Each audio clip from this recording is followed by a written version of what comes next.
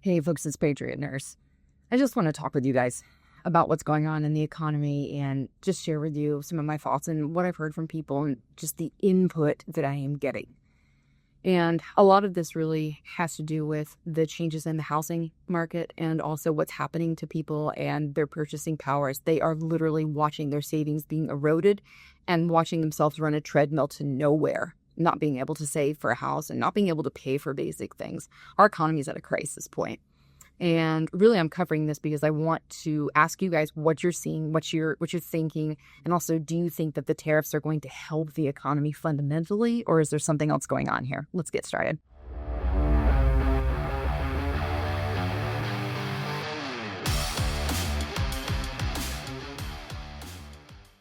This video is definitely impromptu. I'm just kind of collecting my thoughts here, and as I was working on something else, I just thought, you know what, I'm gonna talk to my peeps. I'm gonna talk to my peeps and see what you guys are doing, what you're thinking. In Tennessee, which is where I'm from, I'm an 11th generation East Tennessean. We have seen some really crazy stuff happen in our housing and the affordability of our housing. And I was looking up some numbers and some figures over the past few hours, and it just kind of hit me like a ton of bricks. In 1970, the median purchase price for a home was $23,000.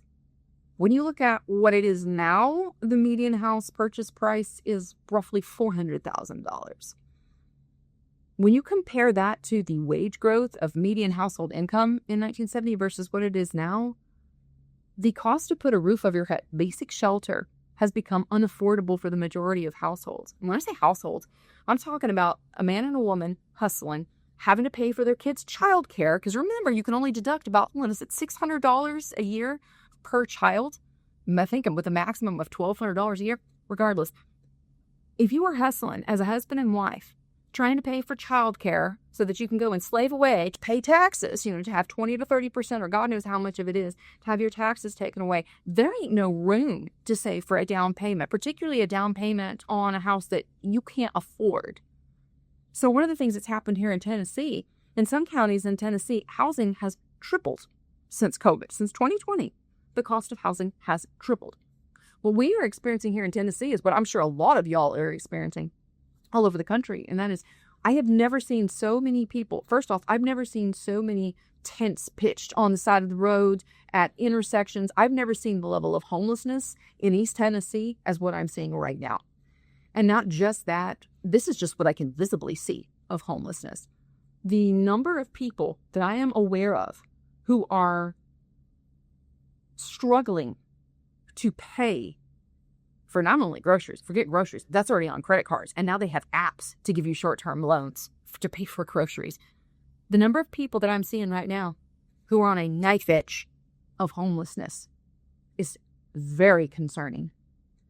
And this is not something, for instance, like people like to crap talk to millennials and say, oh, you guys eat too much avocado toast or whatever. Listen, y'all, there ain't enough avocado toast and Netflix subscriptions that you can cut from a budget to make up for this chasm of deficit in what it is costing people to put a roof over their heads.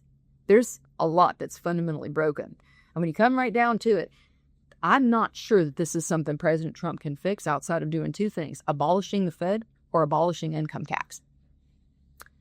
When you look at what's happening to the purchasing power of our dollar since 1970, it's taken a nosedive. Hell, in 2000, since 2000, your dollar has lost half of its purchasing value. So people like to crap talk the millennials, but let's say, for instance, that you are an older millennial and you, for instance, started into the workforce in year 2000. If you were a good and wise person and you worked hard and you hustled and you saved with an average paying job, any money that you've saved in the bank has lost half of its purchasing value since then. So how is it that you're expected to be able to afford a house and a down payment? Most people ain't got it. Most people in the United States can't even write a check to cover $500 right now, let alone save up $80,000, $90,000, $100,000 for a 20% down payment for a standard starter home, which in 2020 would have cost you $198,000 to $200,000 in some areas. It's insane. I've never seen anything like it. Here's the challenge that we're facing now. And let me know what you think about this, guys. Now that we're dealing with all the tariffs, right, that President Trump's administration has put in, you can argue, of course, that it's going to be a short-term loss, short-term pain, long-term gain. Here's the thing. You can't have people paying both income tax and paying tariffs, and having their purchasing value devalued by 50%. And oh, by the way, having 7 to 12 million illegals being brought in, which are A, putting downward pressure on their wage growth for labor, and B, increasing the cost of housing by increasing demand. This is the problem when you have not 3 things, but 4 things suffocating people, like strangling people. People talk about, for instance, the millennials, oh, they're just ne'er-do-wells and they don't want to start families. Listen, is it responsible for a millennial to start a family when they can't pay for a roof over their head, when they can't pay for groceries, and they have a 40-hour job a week plus 2 side hustles, and their wife's working too, and they're paying for daycare, and their child is being raised by people who are charging exorbitantly to neglect them? I mean, this is evil stuff. And what is the source of this? Fiat currency. Our money is being devalued. And the only way that I see out of this is a complete reset. We can't dig our way out of this debt that we have incurred. And the thing is, the Gen Zers, they didn't vote for this. The older millennials, maybe some of them voted for it. But the monetary policy that's been put in there and the entitlements that they're being taxed to subsidize, they didn't vote for any of this.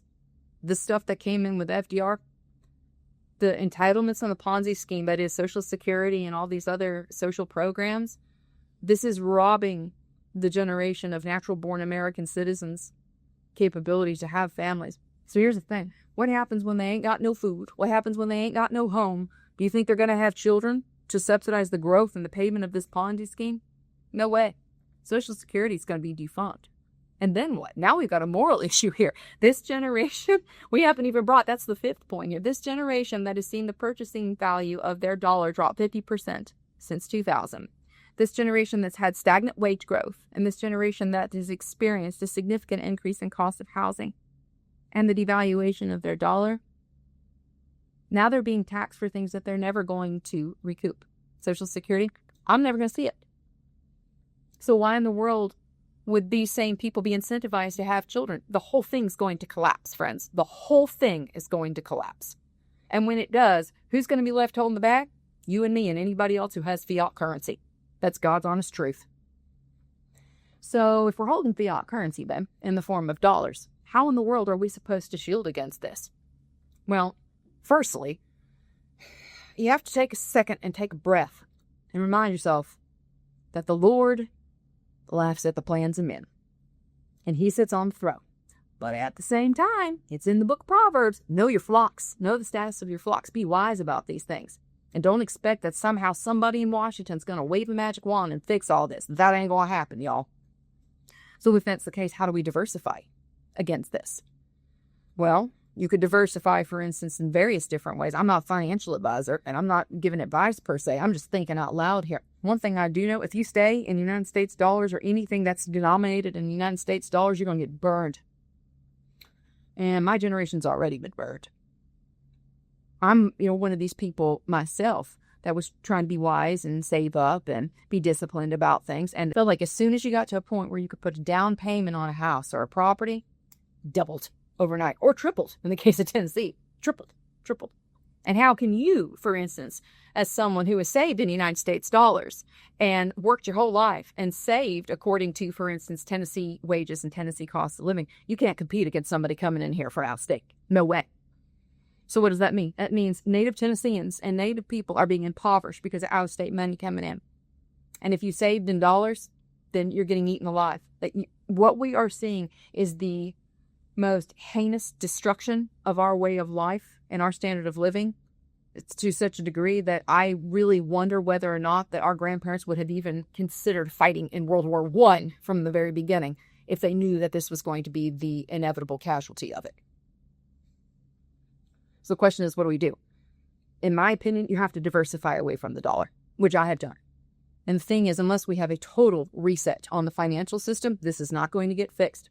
And the thing is, friends, even if we do have a total reset on the system, we're not going back to the days of transacting in silver and gold. As much as people, including myself, as much as people want desperately for that to be the case, we ain't going back to transacting in silver for a meal at a restaurant or transacting in silver for lumber. It's not going to happen on a massive scale. If I was to tell you, for instance, speaking about the change in monetary system and a total overhaul of it. If I was to tell you in 1990, hey, there's this thing called the internet, you probably heard about it.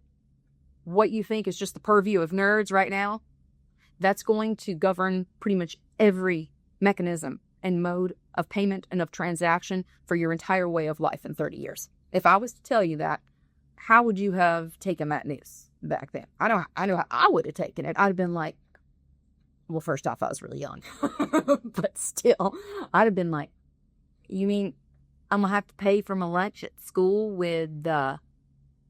with something I can't see? So what is going to end up happening, friends, is there is going to be a reset. And there's going to be a massive wealth transfer, probably 3 different ways. One, from big guys to bigger guys, and from little people who don't understand math to big people who do understand math. 2, there's going to be a transfer of wealth intergenerationally in real estate, for sure. And then 3, there's going to be a transfer of wealth from people who do not understand the change that the monetary system is going to undergo to those who do. And cryptocurrencies are going to continue to be part of this. Now, whether or not you choose to believe that, that's up to you. But it is going to be a thing. It already is a thing. The back ends of the banking system and transfers inside banking system to a great degree are already governed a lot by cryptocurrency. And that's only going to be increasing, particularly because verifying payments is becoming that much more critical in the internet age in which we live. Friends, what we're facing right now is the American dream has become a dystopian nightmare. And you can't keep squeezing people and suffocating people and strangulating people to the degree that people are experiencing here in the United States, really all over the world. There is going to be massive chaos and disruption internationally. Question is, do you think that President Trump's initiatives are going to be a cure-all for this? I personally don't. I think they can mitigate things. I think they can ameliorate suffering to a limited degree. But they're not going to fundamentally transfer sickness into wellness from an unstable and insolvent monetary system. The only thing that can do that is the dissolution of the Federal Reserve and a return of our currency to something that is stable and non-inflatable. So friends, what do you think? Like, have you heard this? Have you heard about people being on the knife edge of homelessness? Have you heard your family members talk about the inability to afford housing, to save up for things? Let me know in the comments below. I'm just thinking through things with the rest of y'all. And one thing I do know is that in times of uncertainty and in times of inflation, the people who hold commodities and things that can actually meet their needs for their everyday activities of daily living, those people tend to do well.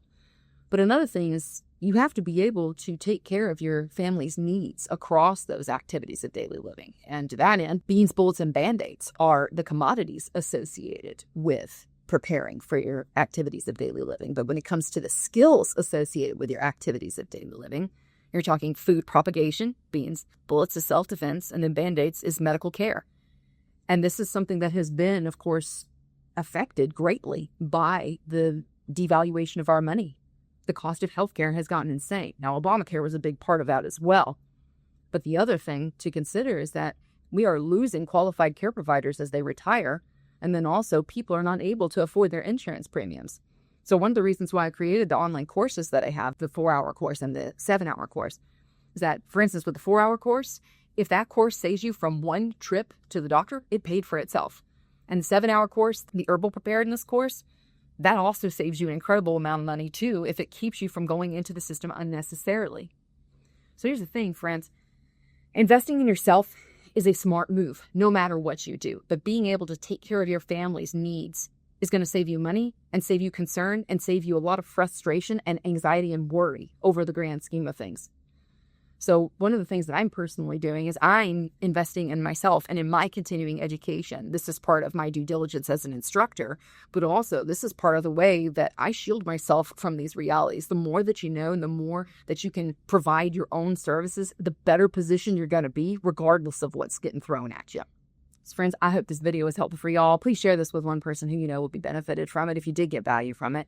And make sure to leave me a comment below as well. I want to know what you guys are thinking and feeling and really what you're seeing on the ground level. Are you seeing the housing affordability in your area get better, or is it getting worse? What are people's general financial situations like that you talk to day to day?